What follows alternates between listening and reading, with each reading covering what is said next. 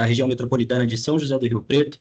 Serei seu anfitrião, estarei aqui acompanhando você nessa jornada hoje maravilhosa, né, com esse tema incrível que nós temos para estar tratando, com convidados de diversas regiões aí do Brasil, alunos da Uniaselv, nós temos aqui colegas de outras empresas que estão aqui nos acompanhando, que são parceiras também.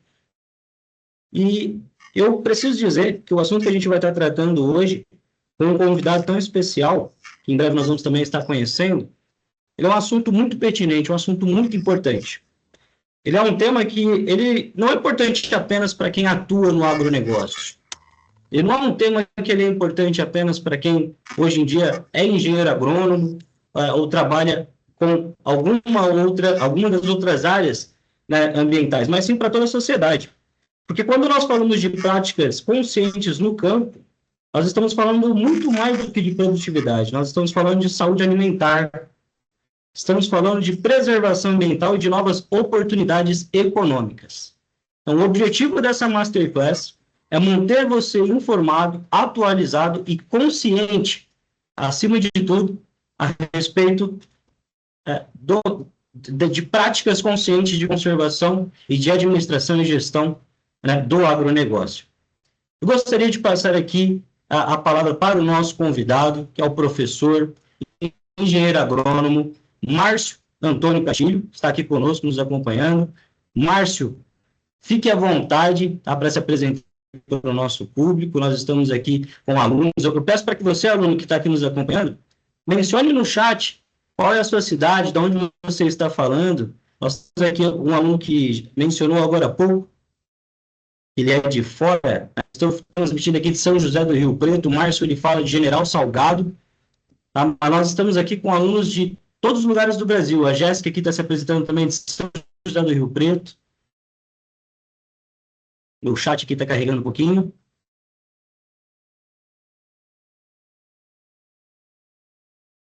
Várias pessoas aqui comentando ao mesmo tempo.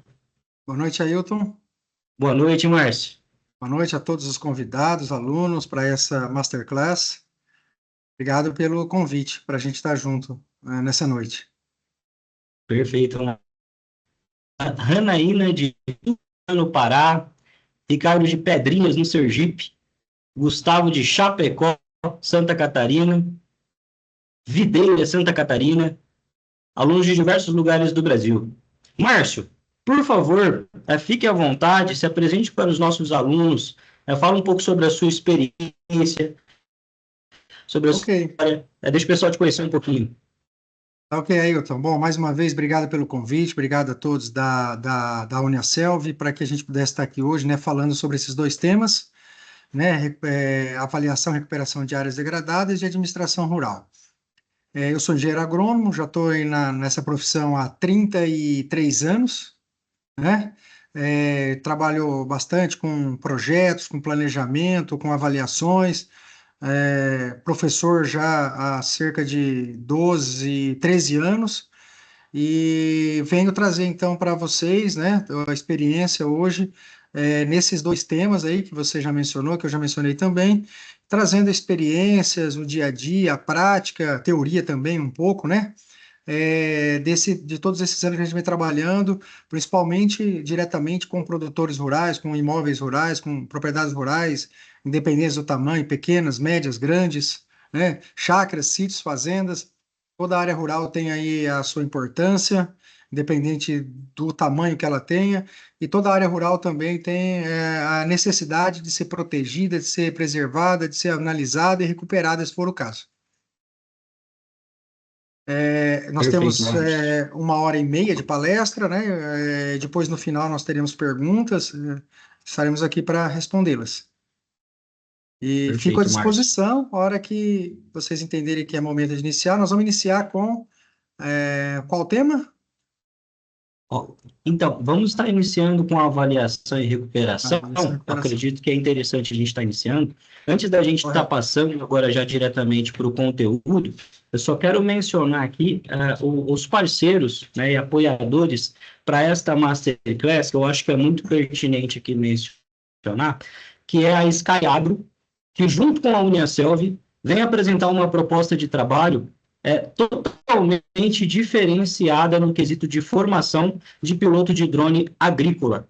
Tá? A Sky Agro, ela vem se mostrando uma parceria disponível para os alunos, né, da Uniacel, em formação, onde você vai ter a habilitação de pilotagem do ar, aí ter acesso a um conteúdo prático e dinâmico.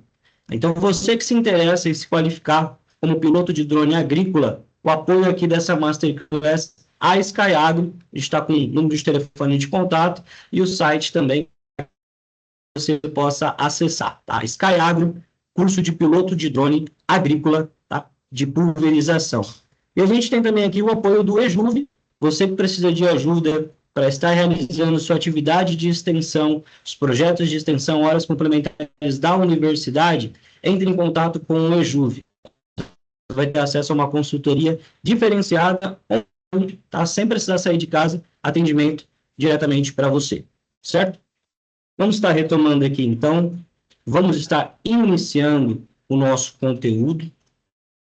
Compartilhar aqui a avaliação e recuperação de áreas degradadas. Márcio, fique à vontade. Eu vou estar aqui te auxiliando na questão dos slides, tá? Obrigado, Ailton. Obrigado. Eu vou te avisando o momento da gente passar o slide, então, tá? Agradeço. Pessoal, boa noite, então, mais uma vez a todos. Obrigado pela presença de todos. E vou tentar ser mais ou menos rápido, né? A gente tem pouco tempo e temos bastante conteúdo. Que é uma área degradada? É uma área agrícola, vou falar de áreas agrícolas, que deixou de ser aproveitada no seu máximo potencial devido a problemas de fertilidade do solo baixa, de erosão do solo e de contaminação do solo por resíduos químicos, por fertilizantes, por defensivos agrícolas, utilizados em alta dosagem, dosagem fora do recomendado, né? Podemos passar? Então, essas áreas degradadas, a gente vai trabalhar com elas tanto na parte rural quanto na parte urbana, bem rapidamente na parte urbana. Por que na parte urbana? Porque nós estamos numa região que tem muitas pequenas cidades que fazem divisas com áreas, propriedades rurais que fazem divisas com áreas urbanas e tem contaminação principalmente de lixo, tá? E em alguns casos erosão do solo também. Essas áreas degradadas, elas vêm se degradando, pode passar, Hilton, elas vêm se degradando ao longo do tempo. É uma área, se a gente voltar, por exemplo, às áreas rurais nossas aqui há 100 anos, elas eram cobertas com matas, então todos chegaram, né, desmataram, a lei permitia isso na época, era um desbravamento para que se cultivasse lavoura, se cultivassem pastagens, criasse gado, mas essa utilização do solo tem que ser feita de forma correta, de forma adequada, utilizar o seu solo no potencial que ele permite, não exaurir o solo. Em alguns casos, só se retira do solo, só é feita a retirada de nutrientes do solo, plantio, utilização, e não se repõe nutrientes através de análise de solo, através de aplicação de corretivos e fertilizantes, adubos orgânicos, né, adubos verdes, e dessa forma, então, acaba exaurindo o solo e causando a degradação desses solos. Então, o conceito de área degradada ela é principalmente pela ação antrópica, né? Ação do homem, e nesse momento onde o homem utiliza o solo de maneira sem planejamento, sem preparação, sem uso correto, ele acaba causando essa degradação do solo. Ailton?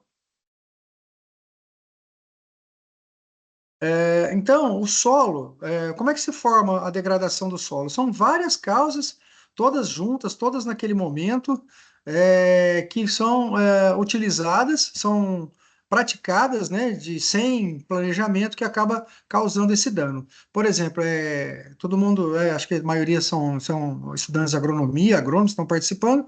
Se o produtor rural fizer o preparo do solo sem cultivar em nível, sem fazer os terraceamentos, as curvas de nível, ele está degradando o solo, ele está deixando o solo exposto a chuvas excessivas, a calor excessivo. Esse calor excessivo também vai acabar com a matéria orgânica do solo, o solo vai se tornando pobre, e aí é uma porta aberta para que aconteça a erosão do solo, para que aconteça perca de solo, né, através de sistemas erosivos causados principalmente por chuvas muito fortes, e aí vai acontecendo todos esses problemas aí de degradação do solo. Nós temos umas fotos aqui já na sequência, Ailton, mostrando a degradação do solo. Fogo, né? Nós temos problemas sérios de fogo. O ano passado, esse ano já, infelizmente, está começando novamente, né? E esses últimos anos são problemas mais pontuais. Mas nós sempre tivemos problema de fogo. Muitos produtores, infelizmente, utilizam o fogo para renovar pastagens, e esse fogo acaba matando todos os micro-organismos, toda a matéria orgânica que habita o solo, que confere vida ao solo, né? E eliminando essa matéria orgânica, esses pequenos insetos, pequenos animais que vivem no solo, a gente vai deixando aquele solo pobre, né? Sem proteção, e à medida que vai chovendo, chuvas fortes vão criando enxurradas, vai causando a erosão do solo. A gente vê aqui na foto do lado direito, né, uma grande vossoroca. Vossoroca é esse buraco na terra, esse rasgo na terra, né? Vossoroca vem do Tupi-Guarani, que significa terra rasgada. Isso aí é muito ruim, porque leva embora a melhor parte do solo, o solo fértil. O solo mais fértil que tem está na camada de até 20 centímetros de profundidade, né? Principalmente nos primeiros 5 centímetros de profundidade, e essa terra boa vai embora, sobra apenas a terra mais fraca. É porque a terra boa vai embora, é a terra boa onde tem matéria orgânica, onde tem material vegetal, onde tem humus, tem minhocas, tem corós, tem vários, aquela a vida, né, biológica do solo está ali fervilhando e conferindo qualidade ao solo, qualidade orgânica do solo, fertilidade do solo. Além de perder a qualidade do solo, você perde o local de plantar. Imagina, há um tempo atrás, nós trabalhamos com uma vossoroca aqui em General Salgado, que ela tomava uma área de aproximadamente 3 hectares. 3 hectares são 30 mil metros quadrados, né? São aí, vamos imaginar, 3 quarteirões de uma cidade. Então, a pessoa perdeu a qualidade do solo, a pessoa que eu falo é o produtor rural, né? Perdeu a qualidade do solo, perdeu o espaço e ainda tem risco de animais, durante o período chuvoso, chegarem perto para pastejar algum capim e cair, isso aconteceu verdadeiramente, e cair e morrer lá embaixo, lá nessa erosão. E nós temos também degradação causada, né, do lado esquerdo, ali a foto embaixo do fogo, por sujeiras que vêm da área urbana. Dá para ver pneu, dá para ver água contaminada. Essa é uma área próxima da área urbana, uma área rural próxima da área urbana, e a chuva da área urbana, né, as enxurradas da área urbana, contaminaram esse pequeno córrego, esse pequeno leito. Pode passar para a próxima, Ailton? Próxima foto. Isso aí a gente chama de trilho de gado, né? O pessoal mais rural, mais antigo, chama de trieiro de gado. Né? O que que acontece? O gado sai da parte mais alta para beber água no córrego, que está na parte mais baixa, né? Dá para perceber aí as árvores na parte mais baixa, formando aí a área de preservação permanente. Então, esse gado todo dia sai da parte mais alta e vai até a parte mais baixa, é, do imóvel ali, da área de pastagem, para beber água. Isso aí acaba todo dia o gado passa naquele mesmo lugar e causa esses trilhos, né? Esses caminhos aí. Isso aí, com o tempo, vai canalizando a enxurrada e vai se transformar num processo erosivo igual aquele que a gente viu ali em cima na foto anterior, tá? E pode passar a próxima foto, Ailton? Mostrando, né, quando o gado vai beber água lá no córrego, ele acaba pisoteando, tá vendo? Ele vai pisoteando e aquela enxurrada que passa lá por aquele trilho de gado vai levando a terra boa, essa terra boa vai assoreando o córrego, então a água fica contaminada, o córrego fica assoreado e o gado não consegue beber mais água aí. Então perde-se a área de pasto com erosão, perde-se a qualidade da água e perde-se o volume de água, porque onde era para ter água, tem terra, né, ou areia, causando esse problema aí nesse córrego, no caso, é assoreamento desse córrego. Pode passar? Eu sempre trago fotos, pessoal, para ilustrar melhor, né? Um problema que nós temos é quando o gado, além de beber água no córrego, né, além de causar aquele trilho, ele vai desbarrancando o Márcio, córrego, né? O gado, sim? desculpa te interromper, eu acho que teve um pequeno probleminha com a sua câmera. Pelo menos aqui para mim ela sumiu. Opa, tá ok agora, né? Opa, voltou, agora Tá, sim, tranquilo. tá jóia. Pode Opa, retomar. acho que eu bati aqui sem querer, desculpa. E esse ponto de onde o gado vai beber água, o gado acaba descendo, né, para a água e acaba causando essas erosões. Essas erosões aí vai degradando o córrego, né, os barrancos do córrego, e vai causando assoreamento e contaminando a água também. Depois, eu vou mostrar para vocês mais para frente como se faz para evitar que isso aconteça, tá? Eu estou mostrando o problema que acontece para vocês, né? Para depois começar a mostrar qual é a forma que estamos começando agora já, né? Tá vendo isso aí? Isso aí era um trilho de gado. O que que foi feito? Colocou um concreto, né? Pequenos pedaços de concreto, isso aí é material de reuso, tampando esses trilhos e foi colocado essas madeiras aí, madeiras usadas, né? Velhas, para que o gado não passe naquele mesmo local, para que ele desvie o local, porque ele passa toda hora lá, isso acaba causando os processos erosivos, né? Isso é um método para melhorar a situação. Pode passar? Um método para evitar que se degrade o solo, que o pasto se torne com erosão, é sempre manter a pastagem alta. Como é que eu faço para manter a pastagem alta? Piqueteamento, rotacionado, adubação do pasto, não colocar uma quantidade excessiva de cabeças de gado naquele pasto, porque se você colocar muito gado, ele vai comer rapidamente o capim, ele vai andar demais e vai causar erosão. Um outro método também é colocar o bebedouro artificial com poço artesiano, para que o gado beba água na parte mais alta e não se locomova até a parte mais baixa lá no córrego. E aí ele evita de causar aqueles trilhos de gado e evita de causar contaminação da água, porque a hora que o gado vai beber água no córrego, ele acaba liberando lá os dejetos dele, né, urina, fezes, e isso acaba causando contaminação da água, tá? Então sempre manter a pastagem alta, pastagem adubada, com quantidade correta de gado nessa pastagem, fazer o piqueteamento é a rotação da pastagem, né?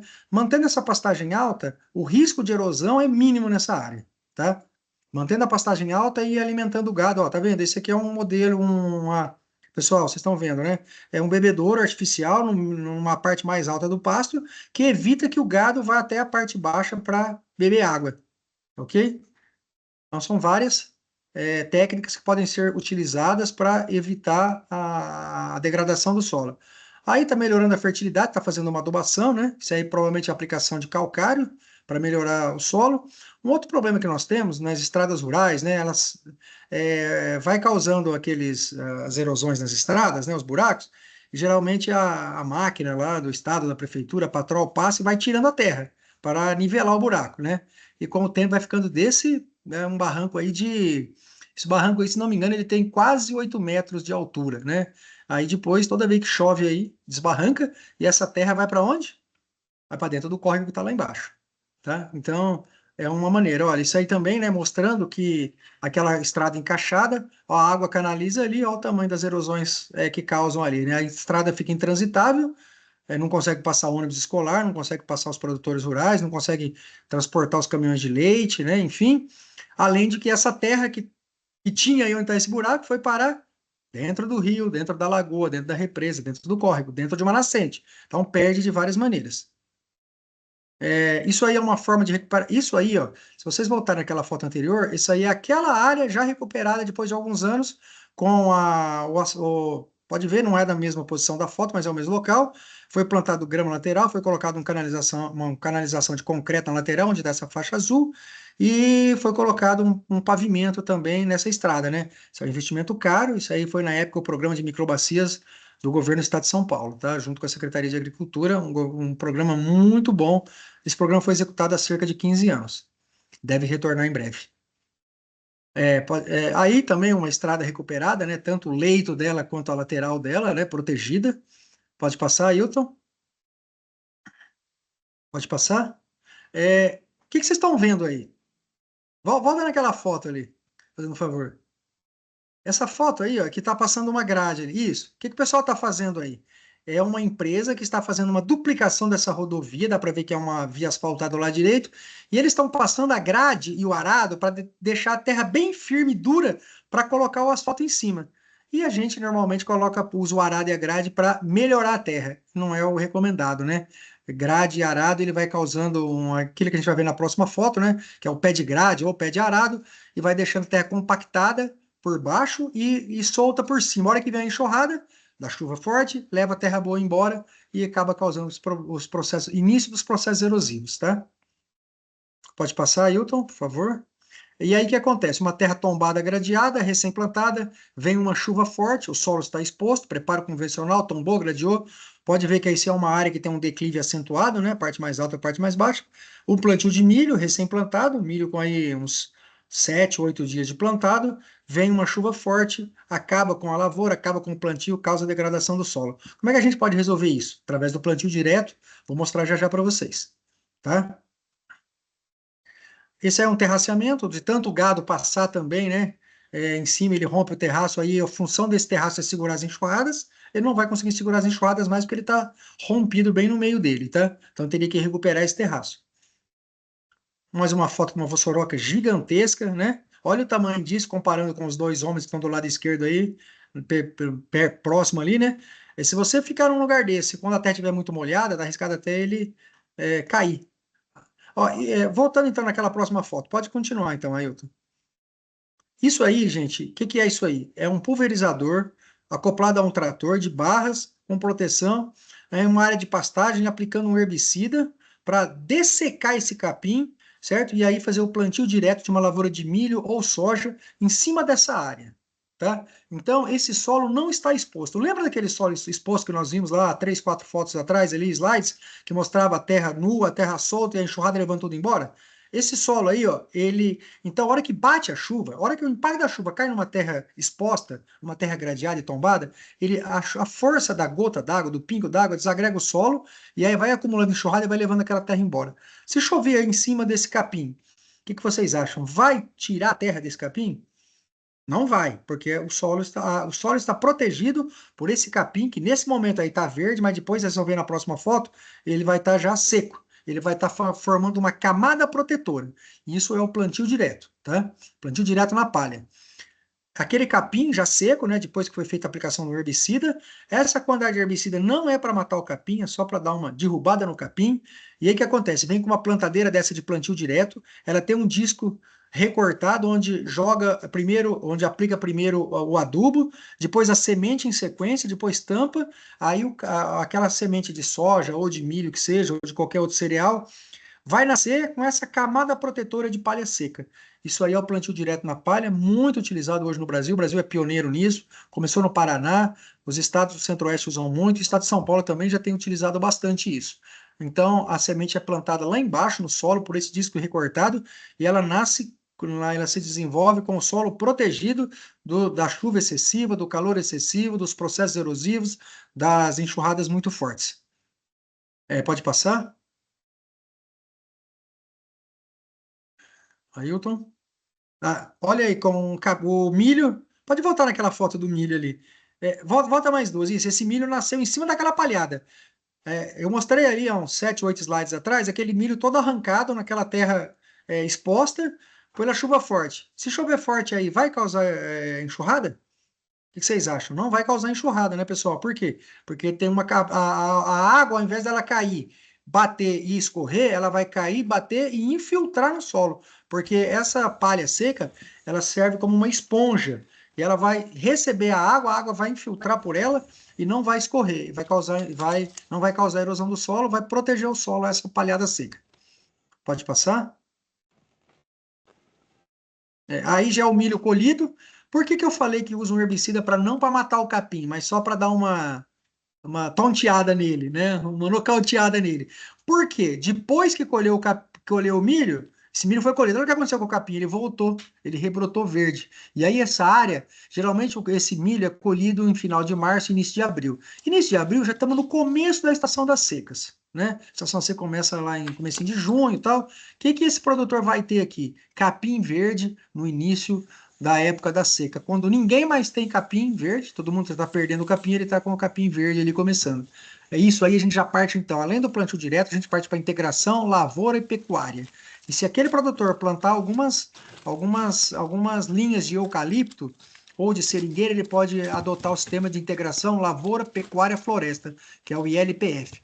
Que aí seria, Ailton, uma outra aula com mais tempo para a gente falar sobre ILPF, tá? E sobre plantio É, direto também. é, A aula é de bom a hoje, gente dar a brecha já para um próximo encontro a aula depois, de Márcio. hoje Eu tenho certeza que o pessoal vai adorar. A aula de hoje não é de plantio direto. Eu estou usando o plantio direto apenas para falar como recuperação de áreas degradadas. Plantio direto e LPF seria uma outra aula, Ailton, tá? Desculpa falar isso. Vamos lá. Tá joia. Pode seguir, Imagina, pode seguir. imagina, perfeito. Pode seguir. Então aí, ó, e pode formar pasto em cima de pasto? Isso aí é uma área, uma plantadeira de capim formando uma área de pasto em cima de uma área de pasto, para não ter que tombar e gradear a terra e deixar o solo exposto, tá? Plantio direto de capim. Pode ser feito também. Pode seguir? Ó, desculpe, uma coisa muito ruim é quando o agrotóxico é utilizado de forma inadequada. Chamou ele para falar.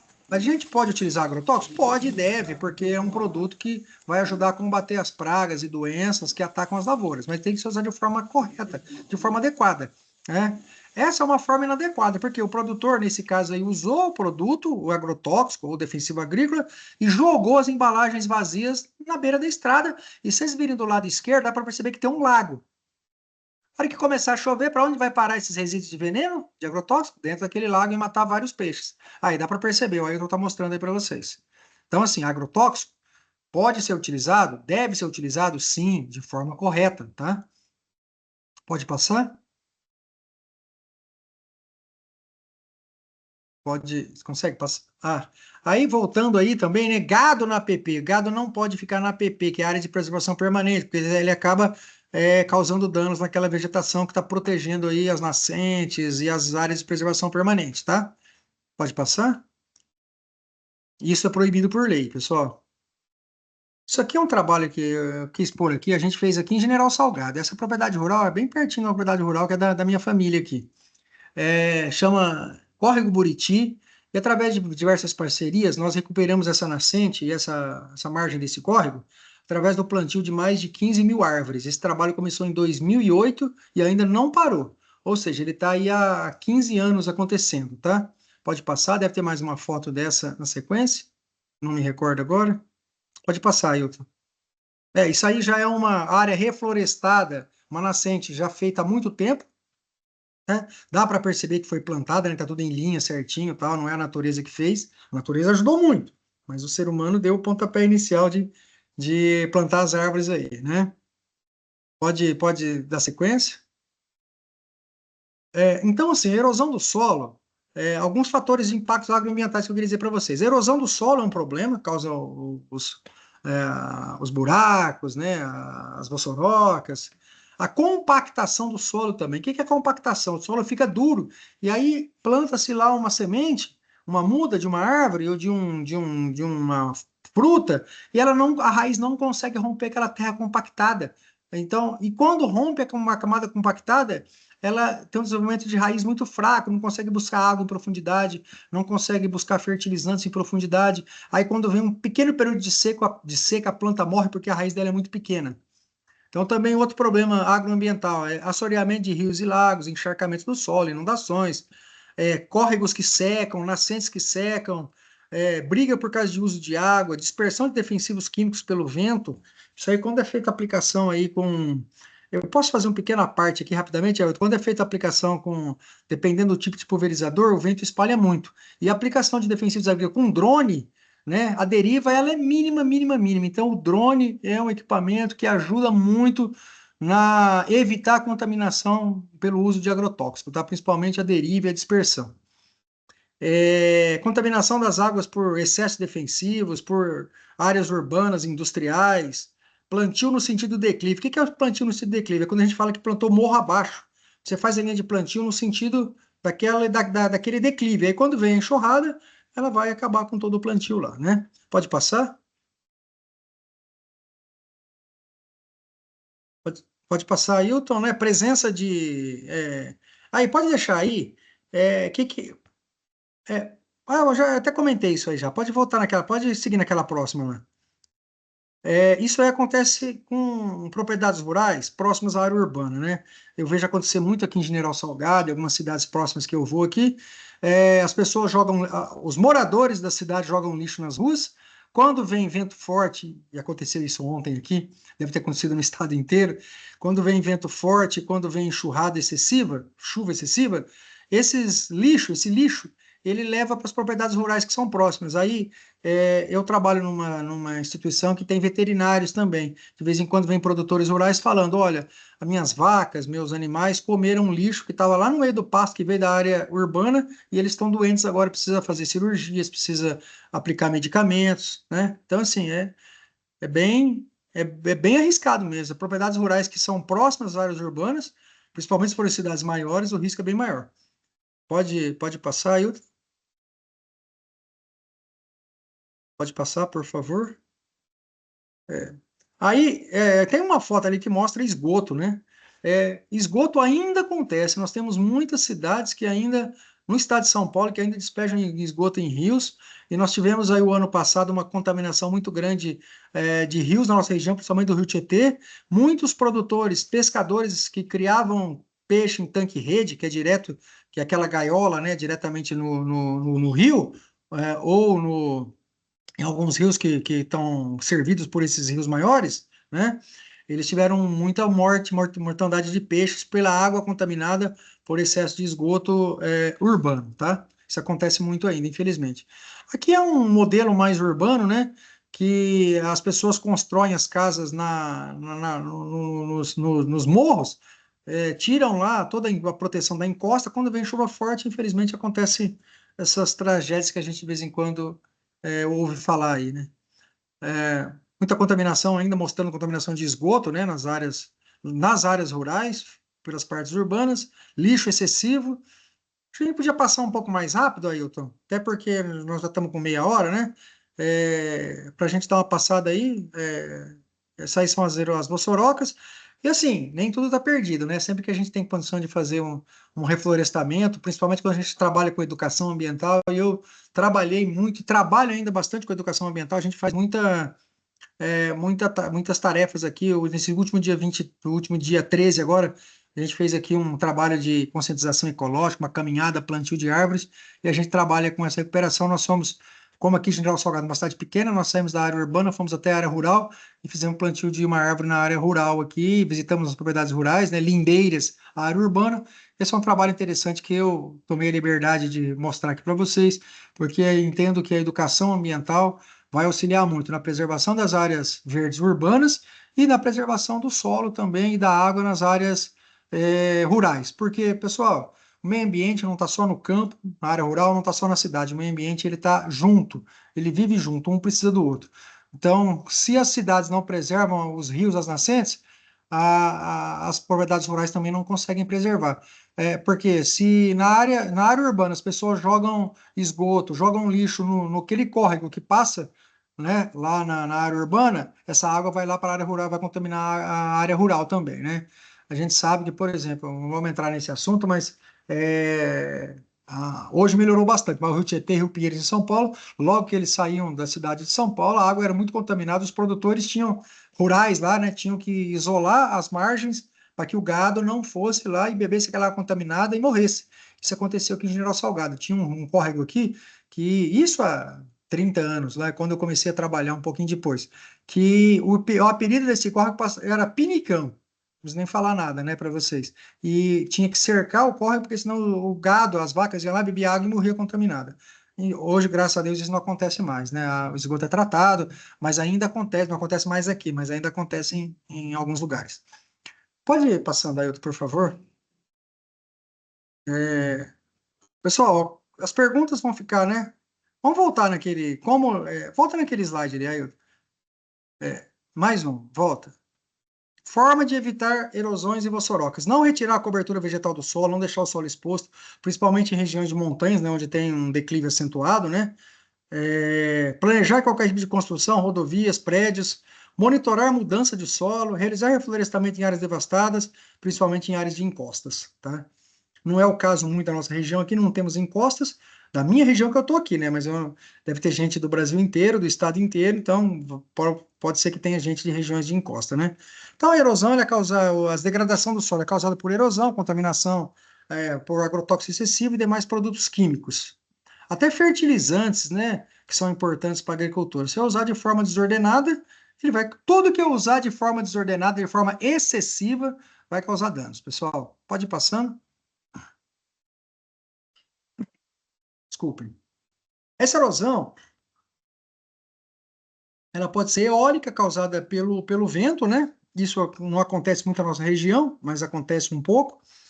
Pluvial, que é causada pelas chuvas, né? Chuva excessiva e solo desprotegido.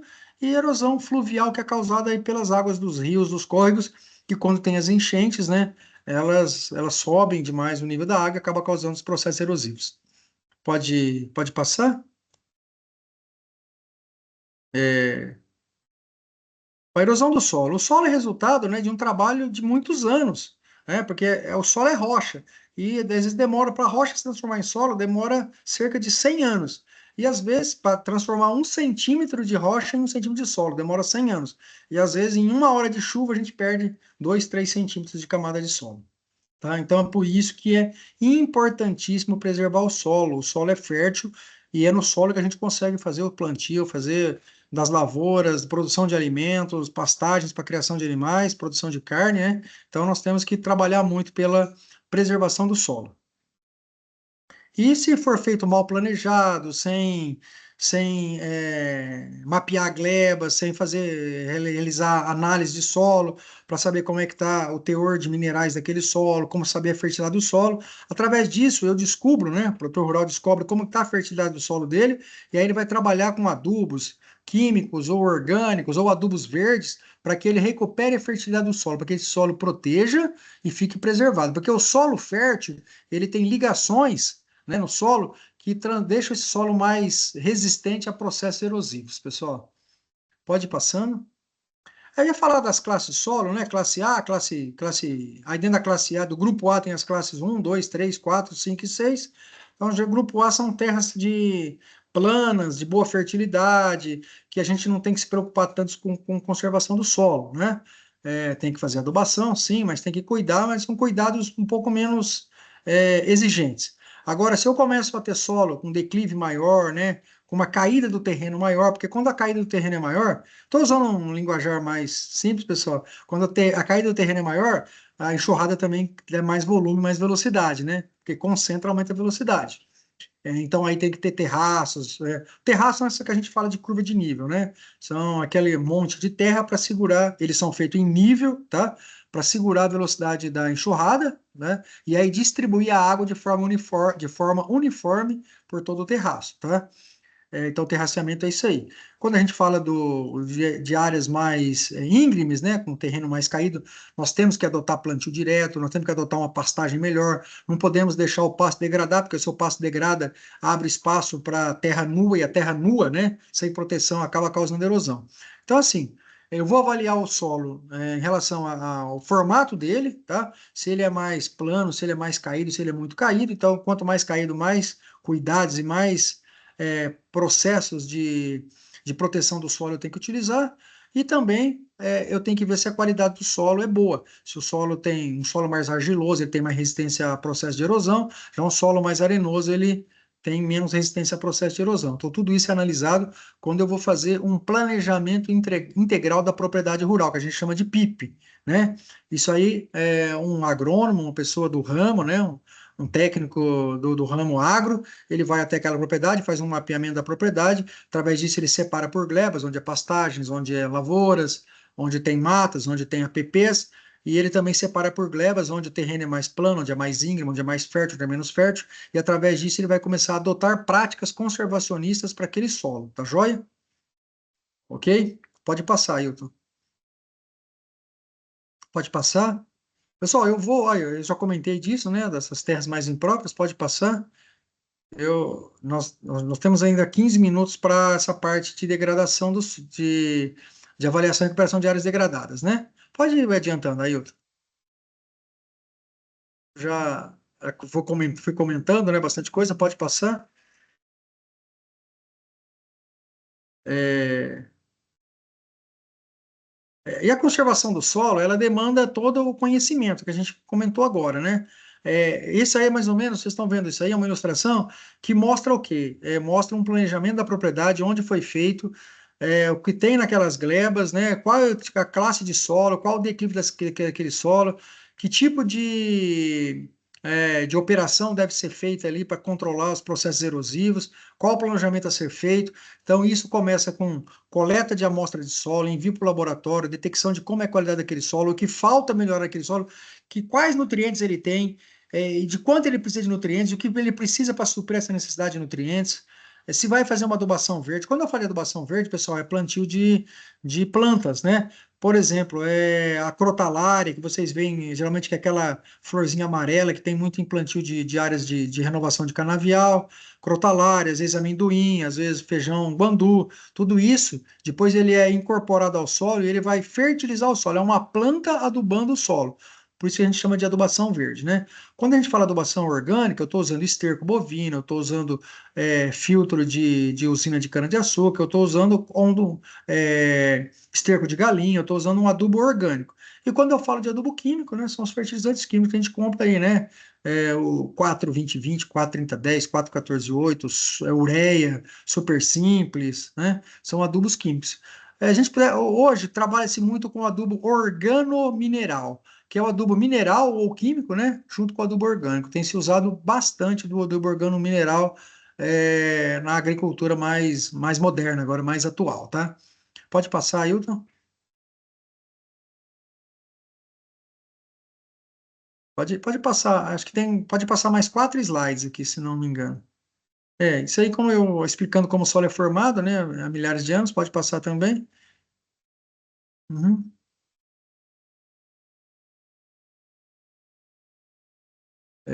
Pode passar mais um pouquinho. Acho que travou aí. Desculpa, pessoal. Enquanto consegue ajustar aí, eu queria dizer para vocês, então, né, que se não tiver um planejamento adequado de uso do solo, né, vai com certeza causar erosão, vai com certeza degradar aquela área. Como é que eu faço, por exemplo? Eu comentei com vocês agora sobre práticas para proteger o solo da chuva excessiva e do calor excessivo, que é o plantio direto. Para melhorar a qualidade do solo, que é a adubação organomineral, adubação verde, adubação química ou mineral, adubação orgânica. E quando eu tenho um solo compactado, eu comentei com vocês de solo compactado. O que seria solo compactado? Seria o solo duro. Porque às vezes cria uma camada dura de solo, essa camada não está na superfície, ela está às vezes a 20, 25, até mesmo 30 centímetros de profundidade. O Ailton, pode deixar nessa slide aqui, isso é importante, eu vou comentar com o pessoal. Então, como que eu feito? Eu vou descompactar esse solo. Essa descompactação, se ela for superficial, eu posso usar um equipamento mecanizado, né, que vai descompactar a terra, que é o escarificador, que ele descompacta uma camada mais superficial de solo, de 0 a 20 centímetros de profundidade, né? Se for uma camada mais compactada, eu posso usar o subsolador, o nome já diz, né? Ele vai mais no subsolo, ele quebra aquela terra dura. Ou eu posso usar adubos verdes, né? Feijão guandu tem um sistema radicular muito forte, que a raiz do feijão guandu rompe as camadas compactadas, tá?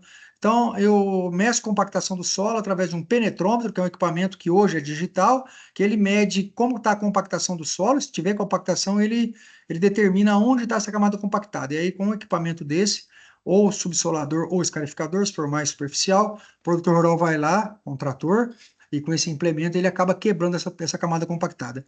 Então, as práticas recomendadas: proteção e recomposição das matas ciliares, rotação de culturas. O que é isso? Eu não devo ficar plantando todo ano a mesma cultura. Ah, mas se eu tiver cana? Quando cana vai ficar 5, 6 ciclos, depois a gente faz um ciclo de soja, amendoim, mucuna, crotalária, para depois voltar com cana, tá? Adubação verde, plantio em nível, né? Cultivo mínimo, e também o plantio direto, piqueteamento, aquela situação que eu comentei com vocês, ao invés do gado beber água no córrego, ele beber água é, em um bebedouro artificial, colocado mais ao meio dessa propriedade rural, dessa pastagem, para que o gado não cause erosão do solo. Pessoal, essa parte de recuperação de solos, então, avaliação e recuperação de áreas degradadas, eu acho sim que. Ailton, pode abrir para perguntas agora dessa parte? Ou, ou dá para a gente usar mais 5 minutos na sequência aqui? Ó, nós podemos usar mais 5 minutos, não tem problema. Então vamos usar mais 5 minutos? Tá, enquanto isso, Pode ir. os alunos que estão aqui acompanhando, quiserem ir formulando as perguntas, enviando no chat, tá? Para já deixar, eu também tenho pelo menos uma aqui separada também para a gente poder Tá. dar continuidade. Pode usar os 5 minutos. Tá. Pode passar então, Ailton. Pode ir mais para o final lá, porque aí tem umas recomendações interessantes que eu gostaria de fazer.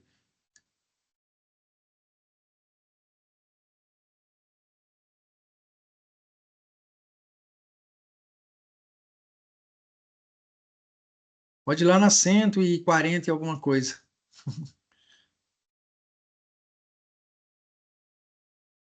142, página de 142, se não me engano, Tudo que a gente passou rapidamente aqui, pessoal, eu fui comentando com vocês, né? É que esse material é por na verdade, um curso de um dia, né? A gente fica 8 horas juntos. E aí é interessante, vai fazer um curso bem detalhado. Tá carregando aqui, Márcio. Aqui a gente Não, já vai. tranquilo. Enquanto isso, eu vou comentar com vocês nos próximos slides aí, são aquelas práticas de recuperação, né? Como é que a gente pode recuperar uma nascente? Através de isolamento da nascente. Se eu isolar aquela nascente, evitar que se plante nela, evitar que animais vá até ela, que gado vá até ela, que pegue fogo, tudo isso aí, eu vou estar protegendo, eu vou estar já protegendo a nascente. Se eu plantar árvores, se eu plantar mudas, se eu plantar sementes, eu vou acelerar esse processo de proteção e recuperação dessa nascente, né? Caso eu faça também a proteção dessa nascente com a construção de terraços, né, terraceamento, de proteção do solo no entorno dela, eu estou evitando que também chegue terra, que a terra dos processos erosivos, né, chegue até aquela nascente e cause assoreamento daquela nascente, tá? Então, uma outra técnica que a gente pode utilizar sempre para recuperar essas áreas degradadas. Primeiro passo, a gente fala de recuperar, mas o primeiro passo é proteger para que não aconteça o dano. A recuperação é depois que o dano aconteceu. Então, todo o trabalho ele deve ser feito para proteção. Caso não tenha mais como fazer a proteção, que o dano já tenha ocorrido, eu vou trabalhar em cima de recuperação, tá? Então, eu sempre vou avaliar isso aí. Então, essas técnicas de restauração, a gente pode pegar uma área sem nada, né? Isso aqui é um exemplo. Eu posso, primeira coisa que eu posso fazer para reparar o dano numa nascente, numa PP, numa encosta de morro, é proteger, é isolar. A hora que eu isolo, não está entrando mais ninguém, não está entrando mais trator, não está entrando mais gado, não está causando degradação, né? Se eu começo a plantar lá algumas mudas, é muito caro plantar às vezes 10 mil mudas de árvore. Eu vou plantar às vezes 500. Eu planto 500 e cuido delas. Com o tempo, quando eu tenho 500 árvores lá, os pássaros vão vir para aquele local e eles vão começar a comer algumas sementes, vão transportar algumas sementes de outro local, eles vão defecar lá aquela semente, né? E vai ter um repovoamento tanto de fauna, de aves, né? Quanto de flora, de sementes que vêm de outros lugares, ou até mesmo através de algumas mudinhas, né? Que os próprios pássaros trazem. Se eu acelerar o processo, né, caso eu queira acelerar o processo, eu posso plantar mais árvores, posso plantar às vezes 500, posso plantar às vezes 1.000. A gente chama de enriquecimento. Eu não vou plantar 10 mil, eu vou plantar 500, vou deixar que essas 500, com o tempo, ajudem a recuperar. Eu posso fazer também a distribuição de sementes, né? Ou a muda custa caro, vamos imaginar, uma muda está custando lá R$ 5, mas uma semente custa muito menos, a semente custa 20 centavos, 30 centavos. Eu posso jogar uma semente, vai demorar mais tempo, mas vou conseguir fazer. Então, são técnicas que eu posso usar dependendo se eu tenho muito ou pouco dinheiro para fazer aquela recuperação, eu posso usar uma técnica mais simples. Em 2003, eu visitei uma propriedade rural aqui pertinho de General Salgado, que ela tinha uma PP totalmente desprotegida, o barranco estava caindo, estava bem feia a situação. O produtor rural falou para mim, o proprietário falou assim, eu não tenho dinheiro para plantar mudas. Eu falei, dinheiro para cercar a PP, o senhor tem? Dinheiro para cercar eu tenho. Ele cercou.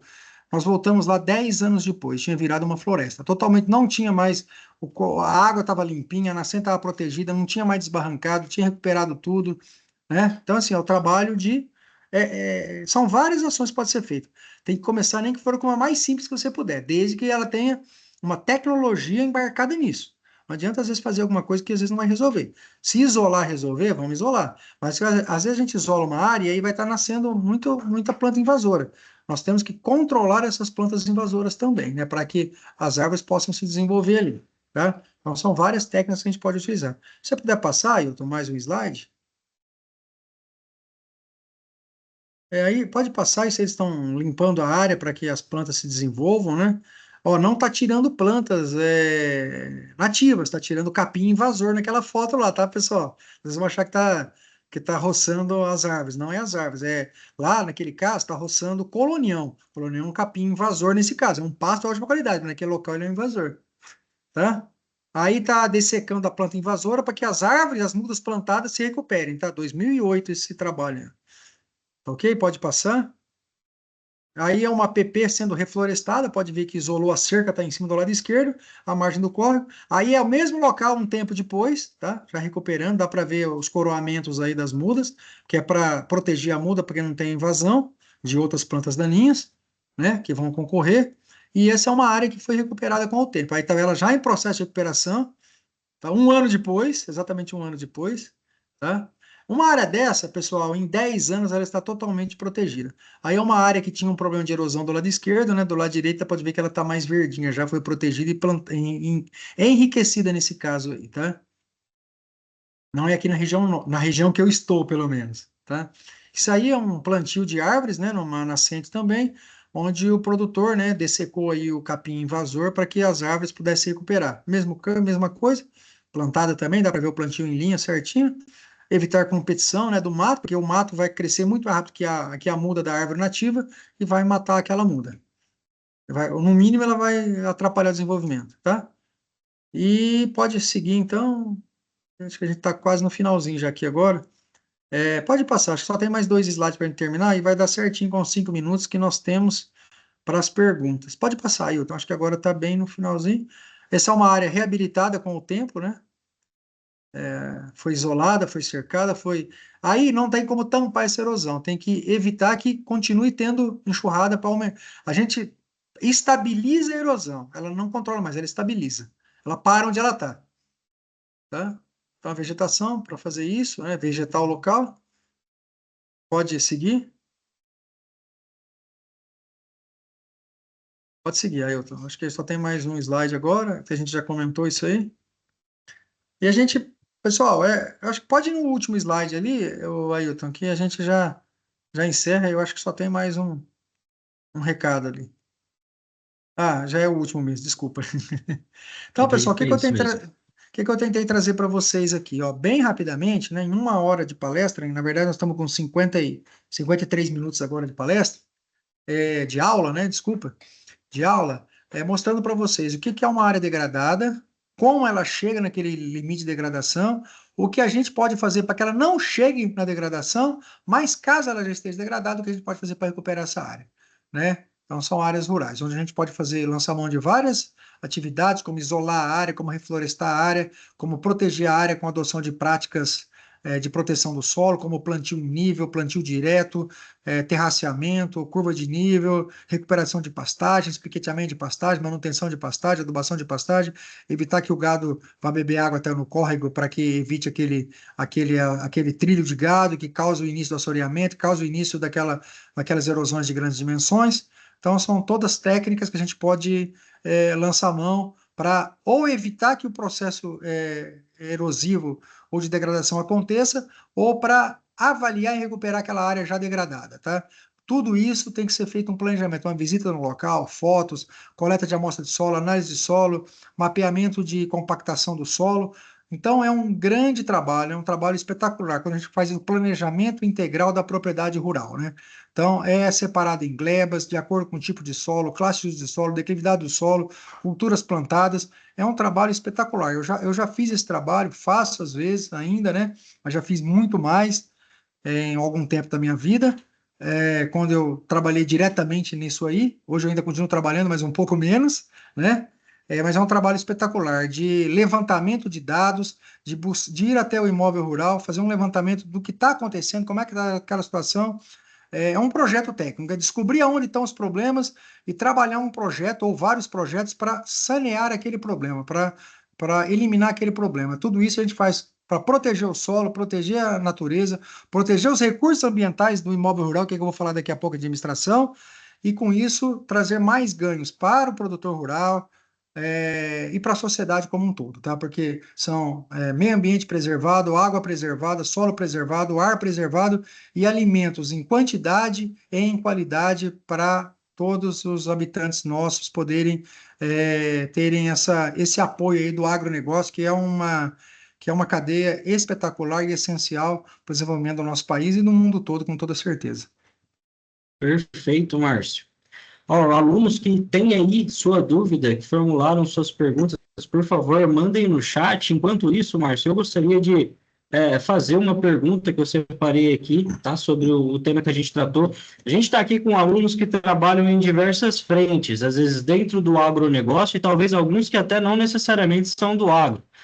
Eu gostaria de saber, Márcio, uma dica, uma recomendação como agrônomo, como profissional, o que que no dia a dia cada profissional, independente da empresa onde atue, hoje poderia fazer para contribuir para a preservação, tá? Levando em consideração que é um tema que hoje, dentro das empresas, é tratado a questão da ecologia, da ESG, que valoriza, né, a marca, valoriza a forma como ela é vista por colaboradores, por investidores.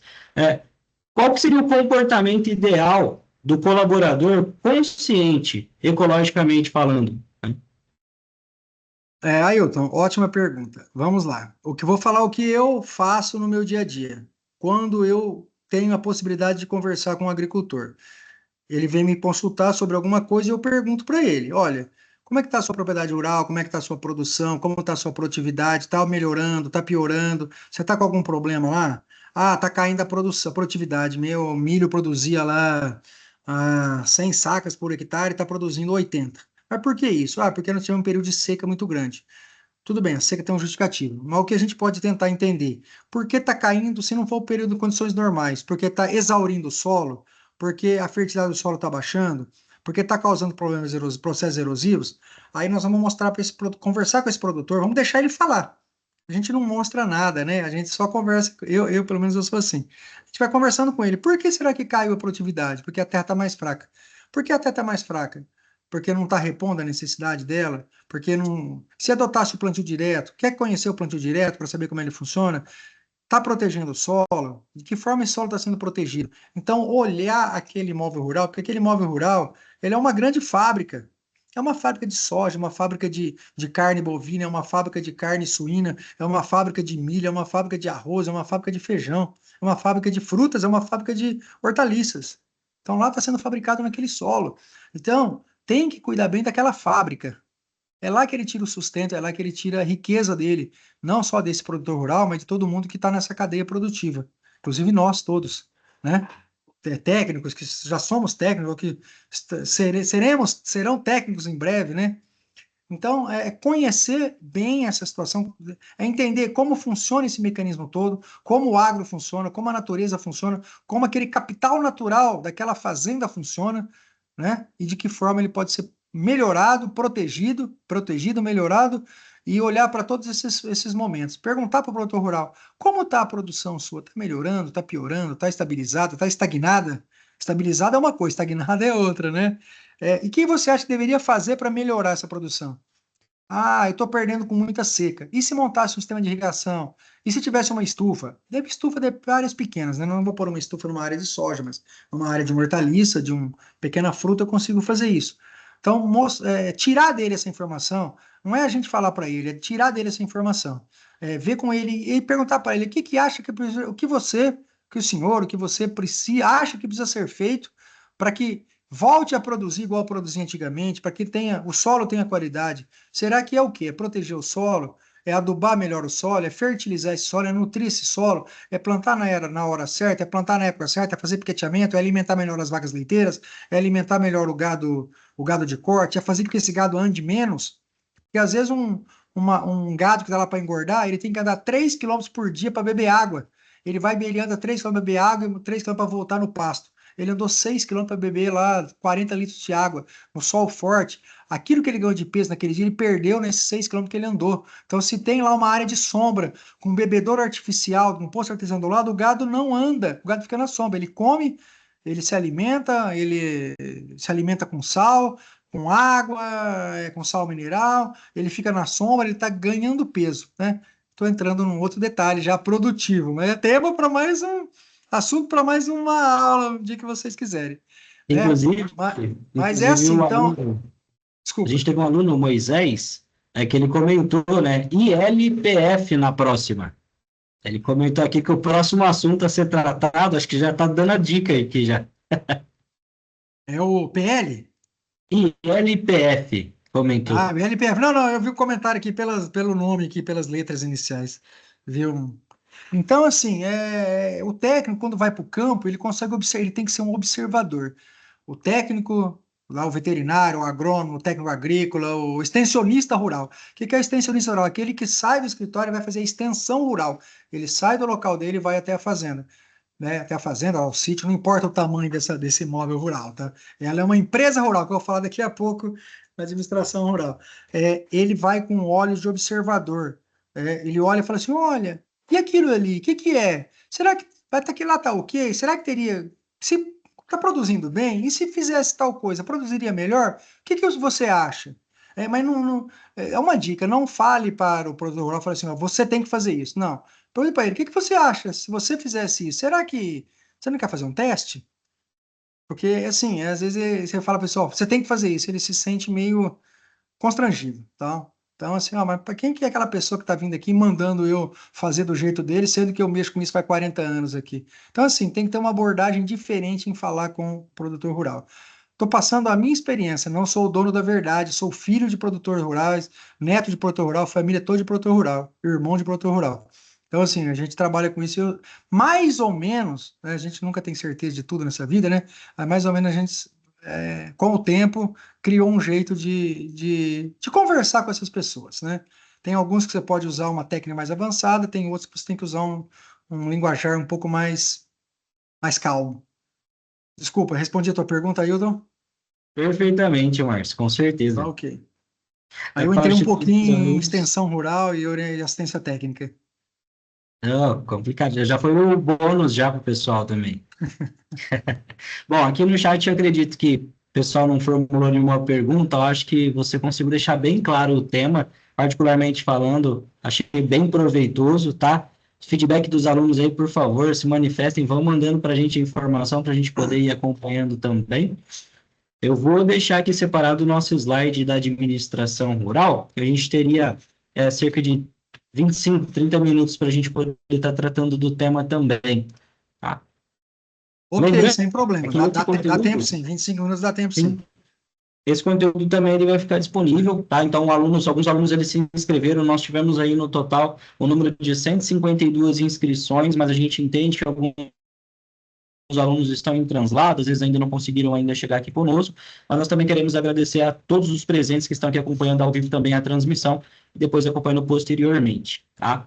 Márcio, fica à vontade, também estou aqui com o próximo tema disponível, se você quiser complementar algo do tema anterior ou trazer um link, fica à vontade. Tranquilo, Ailton, obrigado.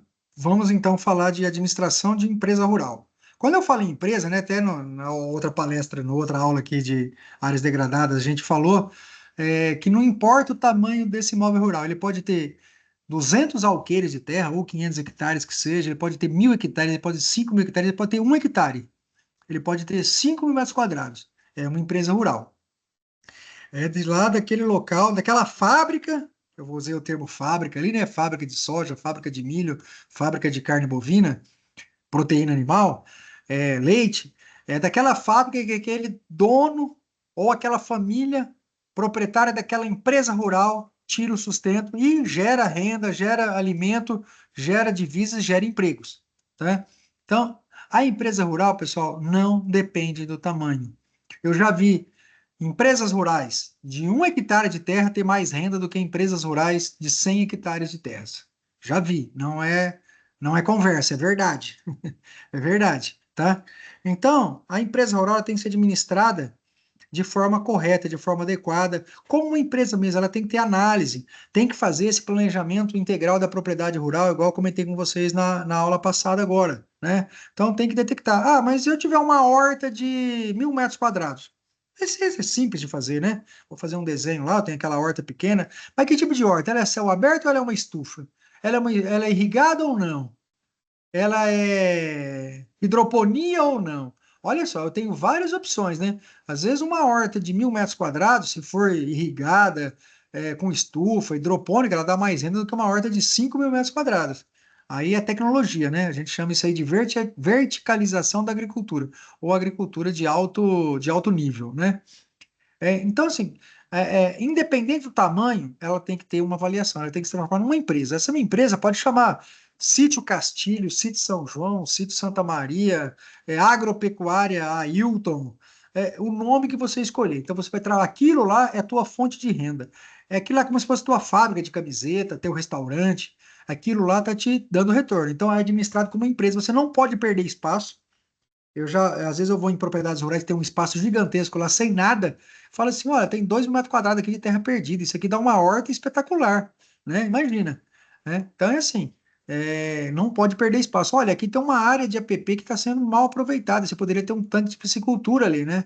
Então, extrair o máximo de potencial daquela terra que está. Quanto vale uma terra hoje no estado de São Paulo? Uma terra hoje vale tranquilamente, numa média, para não exagerar muito, vale 80 mil reais o hectare. Quanto ela vale? 80 mil reais o hectare, 80 mil reais, 10 metros quadrados. Quanto vale 1.000 metros quadrados, então? Vale R$ 8.000. 1.000 metros quadrados é uma área bem pequena, né? Então, é um valor que está sendo desperdiçado, que está pagando imposto, que está sem dar proveito. Então, toda a área que você tiver, você é produtor rural, estou falando para produtor rural, ou para quem vocês possivelmente deem, ou já dão, ou vão prestar assistência técnica, né? Aproveitar da melhor forma possível, né? Então, isso tem que ter aquela empresa rural, ela tem um nome, ela tem que administrar, ela tem planilha de custos, ela tem esse levantamento, né? O que eu tenho plantado? A gente fala, produtor, faz o planejamento da propriedade. Por que esse teu milho está produzindo menos que o milho do teu vizinho? Por que que a tua área de soja produz menos que a área de soja do teu primo lá, não sei da onde, de outra cidade? Pode ser pelo tipo de solo, pode ser por fatores climáticos, pode ser que aquela área lá em tal região tenha um clima melhor, mais adaptado, lá faça menos seca, lá chova mais. Pode ser que tudo isso influencie, mas pode ser que o problema esteja na administração que aquela pessoa esteja tendo no imóvel rural dele, na empresa rural dele. Vamos substituir o termo imóvel rural por empresa rural, que é o primeiro passo para a gente começar a falar de administração de empresas rurais, tá? Pode seguir, ô Ailton, então, nessa apresentação aí. Eu vou comentando com vocês, pessoal, do que a gente pode falar aqui, e às vezes o slide não vai bater perfeitamente com aquela situação. Mas a hora que a gente faz o planejamento da empresa, né, detecta gargalos, então todo o planejamento é feito em cima disso. Eu tenho uma área lá de soja, por que ela está produzindo pouco? Ah, porque a terra está degradada. Se a terra está degradada, o que eu tenho que fazer? Recuperar ela. Através do quê? Através de terraceamento, através de adubações melhores, através de plantio direto, através de sementes de melhor qualidade. Então, aí eu vou determinar o que vai ser feito, o que vai ser feito. O que vai ser feito é um projeto. Qual que seria o projeto? Melhorar o solo. Quanto custa melhorar o solo? Aplicar calcário, fazer uma adubação de esterco orgânico. Custa, vamos imaginar lá, R$ 50.000. De onde eu vou buscar esse dinheiro? Ah, eu vou fazer um financiamento no banco, ou direto na empresa. Quanto é o juro? Quanto eu vou pagar daqui 2 anos disso? Quando eu vou pagar daqui 3 anos daquilo? O que isso vai me dar de resultado? Então eu começo a fazer o orçamento. Eu começo a analisar se eu vou gastar, se hoje eu vou gastar 100 para fazer aquela recuperação, R$ 100.000, mas aquela produção que eu vou ter lá vai me devolver R$ 140.000, vai me sobrar R$ 40.000. É viável, né?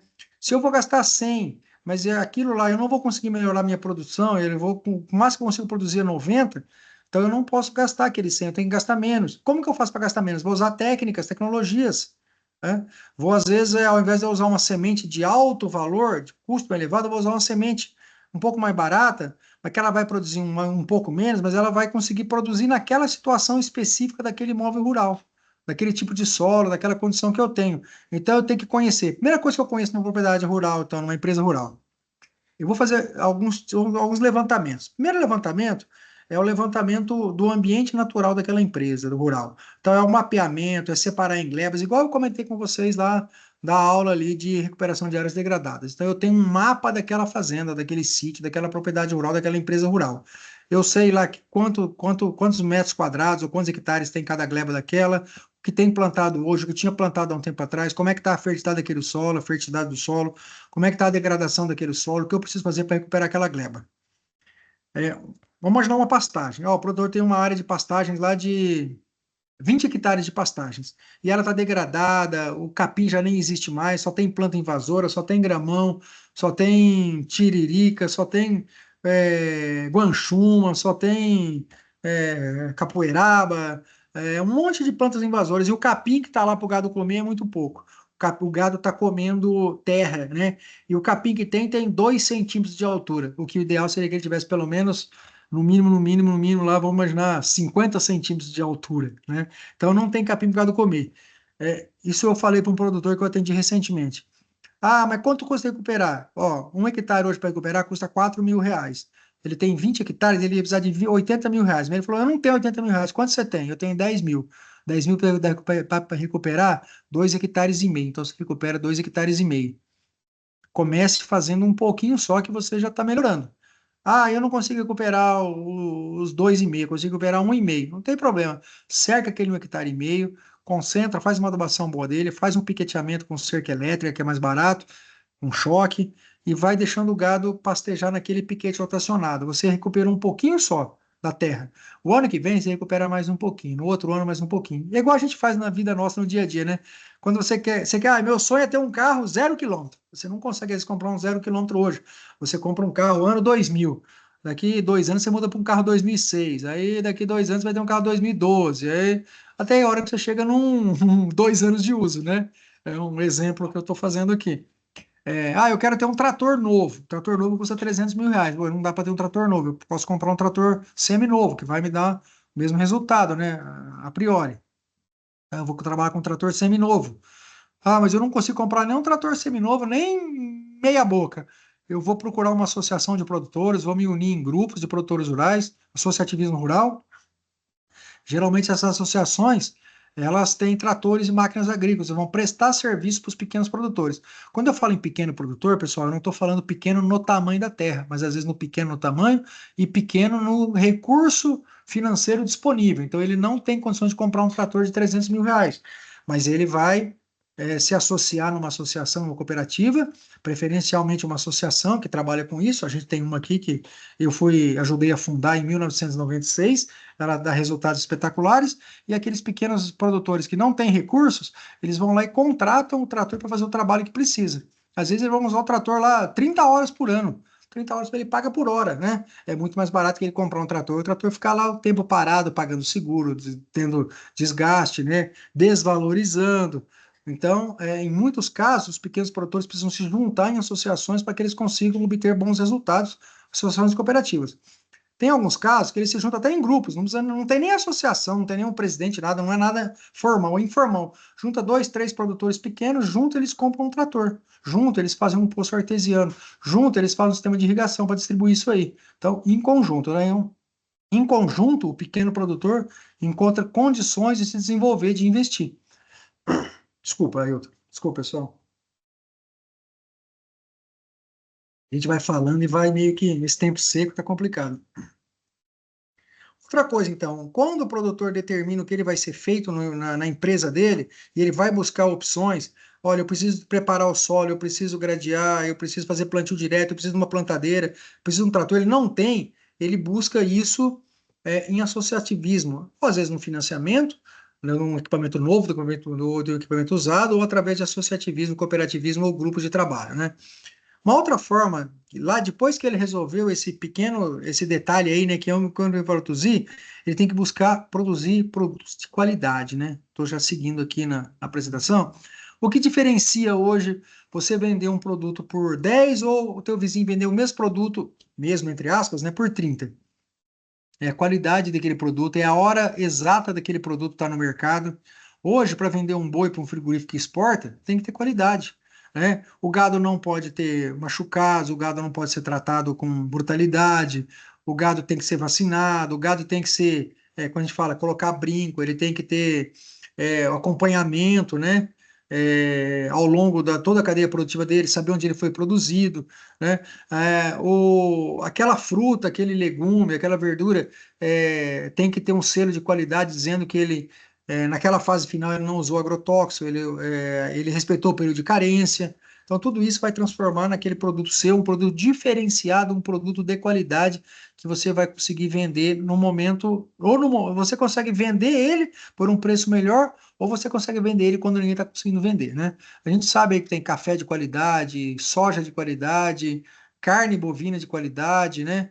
Com selos de qualidade. Isso é muito importante para que vocês tenham diferenciação de mercado, pessoal.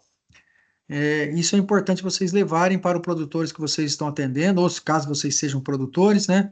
Vocês busquem qualidade do produto de vocês, né?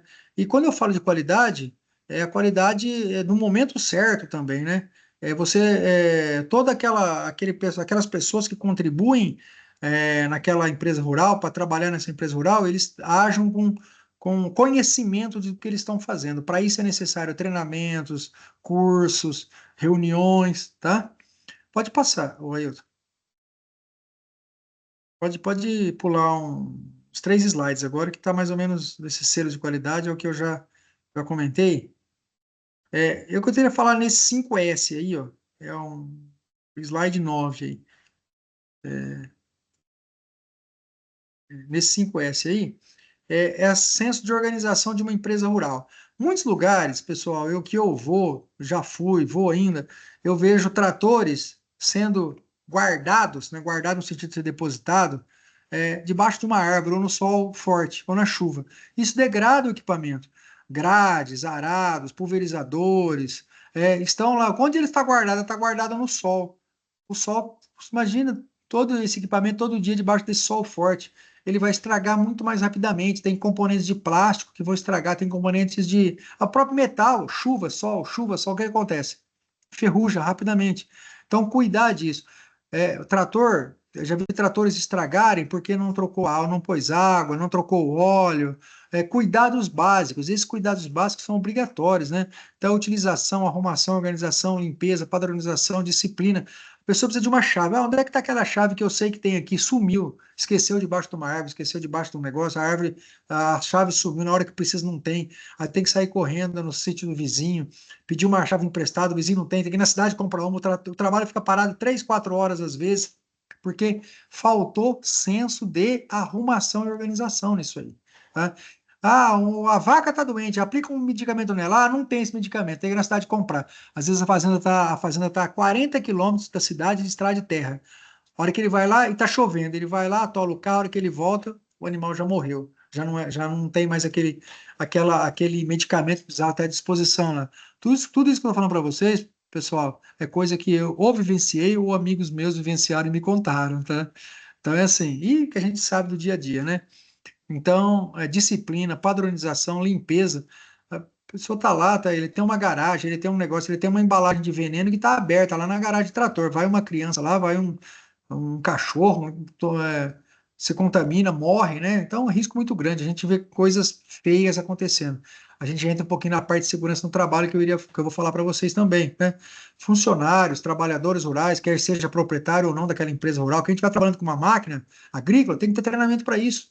O uso inadequado de uma máquina pode causar um dano irreversível, fratura de uma perna, de um pé, de um braço, ou até mesmo a pessoa morrer. A gente já viu muitos casos, né?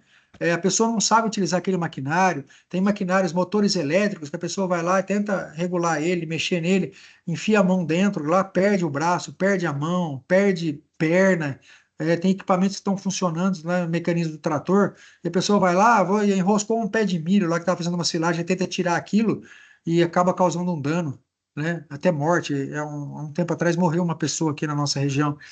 Então, assim, tudo que eu estou comentando com vocês faz parte, voltando naqueles 5S lá, faz parte da administração da empresa rural. Então, os colaboradores, mesmo que seja dono, o dono tem que ter treinamento? O dono tem que ter treinamento. Ele tá trabalhando lá. E ele tem que se preocupar com a segurança do trabalho dele. Porque senão ele pode até virar óbito por um trabalho.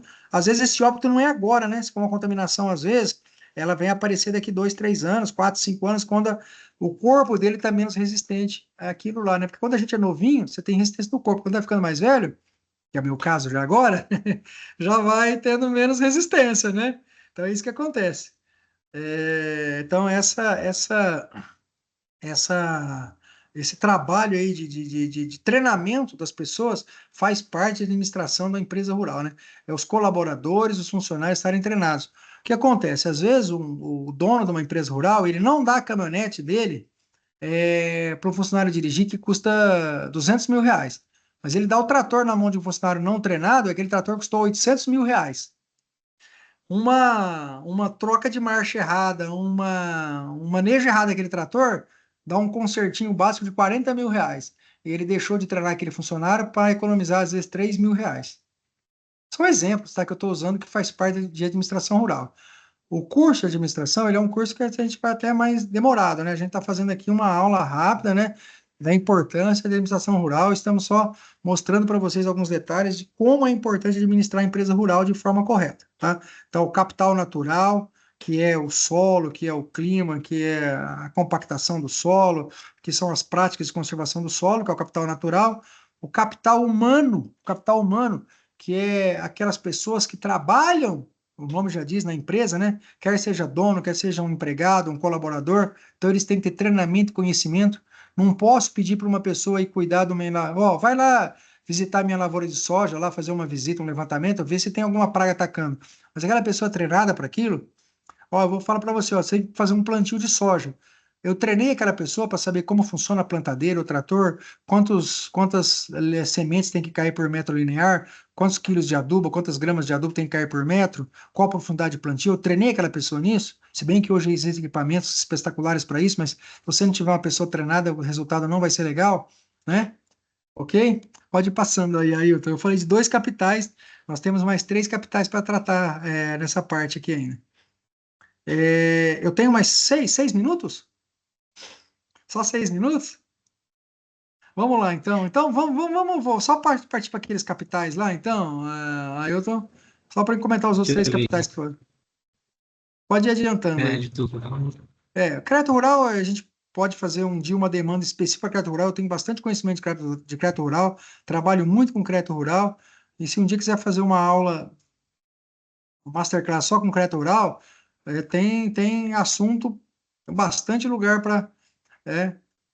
Uma coisa importante, ó, legislação agropecuária, é importante conhecer legislação agrária, legislação ambiental, legislação fiscal, legislação contratual, porque às vezes o produtor quer buscar, ou o empresário rural quer buscar um crédito rural, mas ele não tem a documentação para conseguir chegar nesse crédito rural, tá? Então isso é importante também.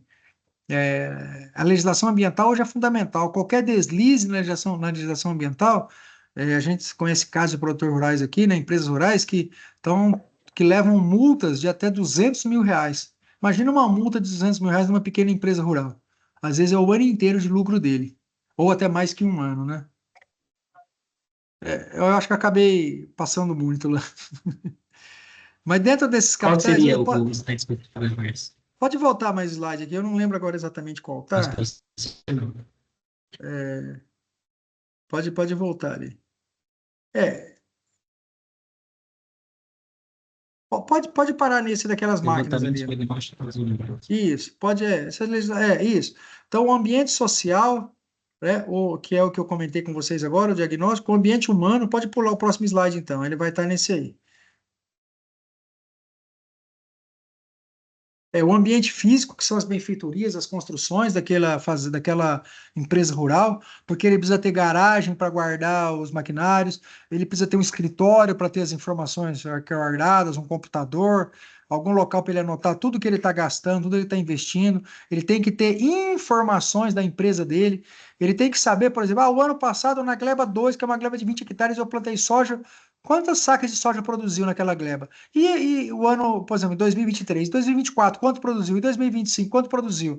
Porque eu tenho que saber isso, para saber se está aumentando ou diminuindo ou estagnando a produtividade. Eu tenho que saber o que, eu usei um adubo mais caro, usei um adubo melhor, por isso produziu mais, agora eu diminuí a quantidade de adubos e produziu menos. Então ele tem informações para conseguir realizar um projeto, tá? Então ele tem que ter galpões para máquinas agrícolas, se ele mexe com gado, ele tem que ter curral, barracão, concretado, coberto, para que as vacas, os animais dele tenham um conforto natural melhor, conforto físico melhor, porque vaca com calor, vaca estressada não produz leite. Isso é uma coisa muito básica, né? Então ele tem que utilizar, ele tem que entender todo aquele ambiente natural dele, trabalhar com isso, ele tem que saber como buscar recursos nos bancos. Para isso ele tem que ter documentação em dia da propriedade rural dele, né? Então ele tem que ter treinamentos, ele tem que administrar aquela propriedade rural dele como uma empresa mesmo, né? Então ele tem que buscar as melhores informações, ele tem que ter qualidade, ele tem que ter números, ele tem que saber o que está acontecendo, quanto ele produziu, por quanto ele vendeu. Ele tem que fazer no mínimo um orçamento. Olha, eu vou plantar aqui 10 hectares de milho. Quanto eu vou gastar para plantar esses 10 hectares de milho? Eu vou gastar R$ 40 mil. Um exemplo, 4 mil por hectare. Vou gastar R$ 40 mil. Quantos sacos de milho eu espero produzir? Espero produzir 80 sacos de milho por hectare. Então são 800 sacos de milho. Qual o preço de venda do milho? 60 reais a saco. 60 vezes o tanto vai dar 48 mil. Então eu estou investindo R$ 40 mil para daqui 4 meses colher R$ 48 mil. Vale a pena o risco? Eu estou ganhando R$ 8 mil, estou ganhando 20%, né? Mas vale a pena o risco? Não, então eu tenho que gastar menos R$ 40 mil, então eu quero gastar 35 e ganhar 50. Como é que eu faço isso? Eu tenho que. Onde é que eu descubro que eu não posso economizar? Qual que é meu gargalo? E é aí que vem o projeto técnico. O projeto técnico vai mostrar, olha, ao invés de você gastar R$ 40 mil, você consegue plantar essa mesma área de milho com R$ 38 mil. Ah, mas R$ 2.000 a menos, R$ 2.000 a menos, com 8.000, ele já pulou para 10 tua lucratividade. Se você conseguir aumentar, como é que eu consigo vender um pouquinho mais caro? Tá, se eu me unir, eu vou ter lá 800 sacas de milho para vender. O comprador não vem buscar 800, o comprador vem buscar pelo menos 2.000. Então eu posso me unir com meus vizinhos, que vai produzir mais 800, outro vai 500. Três, quatro vizinhos juntos produzem 2.000 sacas de milho. Eu consigo vender por um preço melhor. Então, tudo isso é feito, tudo isso ele é observado, e as informações são conseguidas através do quê? De uma administração muito bem feita da empresa e de um planejamento, de uma análise de dados, buscar os dados, buscar as informações, coletar informações, e em cima disso, montar um projeto. Em cima desse projeto, o projeto ele é feito para superar os problemas. Pode ser que eu detecte 10 problemas naquele diagnóstico daquela empresa rural, daquela gleba que eu quero plantar, daquele atividade que eu quero fazer. Eu faço um diagnóstico e encontro 10 problemas. Eu vou solucionar os 10? Talvez eu não tenha tempo nem dinheiro para solucionar os 10, nem mão de obra, nem capital humano para isso. Mas o que eu posso ter? Eu posso solucionar, de repente, 3 problemas daquele. 3 gargalos, eu posso aumentar minha produtividade, diminuir meu lucro, vender por um preço melhor. Tudo isso faz eu ganhar muito mais. Tá? Fácil fazer isso? Não, não é fácil. Se fosse fácil, todo mundo faria. Difícil? Sim. Possível? Sim. Tá? Para isso que tem que ter um profissional habilitado para conseguir buscar essas informações, fazer um diagnóstico bem feito e conseguir aplicar os projetos. Um capital que eu não falei é o capital social. O que é o capital social? É essa pessoa conhecer a comunidade que ele trabalha, é ele conhecer o banco, ele chegar no banco, ele ser bem atendido, é ele ser bem atendido na loja de insumos, é ele conseguir um prazo maior para isso, conseguir um financiamento, conseguir apoio da prefeitura para, às vezes, reconstruir uma ponte que caiu, conseguir apoio da Associação dos Produtores Rurais para ajudar ele com uma máquina agrícola, com um trator agrícola. Então, assim, o capital social que a gente fala é você conhecer todas as instituições, você fazer parte das instituições, do sindicato rural, da cooperativa, é você ter um nome, um bom nome, para a hora que você chegar às portas, a hora que você precisar, as portas estarem abertas para vocês. A gente chama isso de capital social. Mas, O Ailton, dito network, né, Márcio? é o que vocês, hoje a administração chama disso. E que eu, assim, a gente na parte rural, a gente chama de capital social, que é você ter esses bons contatos. Sim. Seria isso, né? Me ajuda.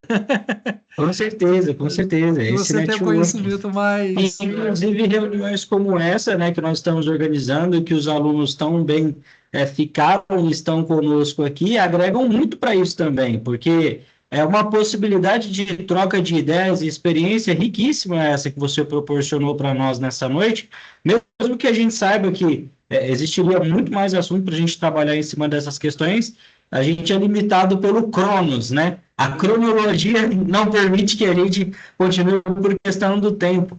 Mas, com certeza, faz toda a diferença. Esse tema de administração rural, ele é um tema que, se você quiser, a gente quiser usar ele para 80 horas de aula, quase um curso, ele tem tema para. É quase uma disciplina. É uma disciplina. Com certeza, sem dúvida nenhuma. Mas assim, a Márcio, gente usou assim para dar umas noções básicas, né, para que os nossos convidados, nossos alunos, tivessem uma noção de quanto é importante a administração rural, né? Não é administrar um sítio, uma chácara, uma fazenda, é administrar uma empresa que dá retorno, que tem que dar retorno, tem que dar retorno. É uma empresa, é a vida daquele produtor rural? Não, é a vida daquela família daquele produtor rural. E muitas outras famílias envolvidas nesse sistema todo aí. É da porteira para. É antes da porteira, dentro da porteira e depois da porteira. A gente costuma usar esse termo, tá? essa aí agora ficou impactante. Eu acho que é a frase realmente que marca. É antes da porteira, dentro da porteira e depois da porteira. É, É um processo completo, né? processo completo. O sistema do agronegócio, ele é o antes, o durante e o pós. Então, Perfeito. produz a semente, produz a soja na fazenda e depois produz o óleo lá na indústria, bem rapidamente. Ok, Com ó, certeza. eu extrapolei um pouquinho do nosso tempo, mas acho que tá ok. Caso tenha perguntas, Ailton, se você quiser que eu comente, mas eu não sei se eu tenho mais tempo, mas estou à disposição de você e de todos os nossos queridos participantes.